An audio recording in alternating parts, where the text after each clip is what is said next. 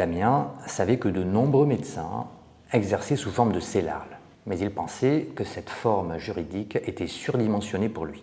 Lors du premier rendez-vous avec Damien, nous avons abordé le sujet de son régime juridique, de son régime fiscal, de ses projets professionnels et de ses projets personnels. Damien s'était immatriculé, comme tous ses confrères, en entreprise individuelle, ou en BNC. Il avait acheté sa résidence principale et il n'avait pas d'autres projets immobiliers. Il payait son crédit immobilier chaque mois et ne voulait pas encore s'endetter. Il avait besoin d'environ 2 500 € par mois pour payer son crédit immobilier et ses charges courantes, et de temps en temps, un peu plus pour partir en vacances. Son niveau de recette était d'environ 90 000 € et son niveau de résultat d'environ 50 000 €, soit un peu plus de 4 150 € par mois. Il avait le sentiment de payer beaucoup d'impôts et de charges sociales. Et il avait raison. Quand on a besoin de 2 500 € par mois et que le résultat fiscal de l'activité est d'un peu plus de 4 000 € par mois, on paye trop d'impôts et de charges sociales. Nous avons donc proposé à Damien d'étudier précisément sa situation et nous lui avons présenté notre étude fiscale. Nos études fiscales chiffrées sont offertes. Elles sont indispensables pour pouvoir comprendre les conséquences précises et chiffrées d'un changement juridique et fiscal. Plusieurs solutions ont été proposées à Damien et il a choisi d'exercer en CELARL en apportant sa patientèle au capital social.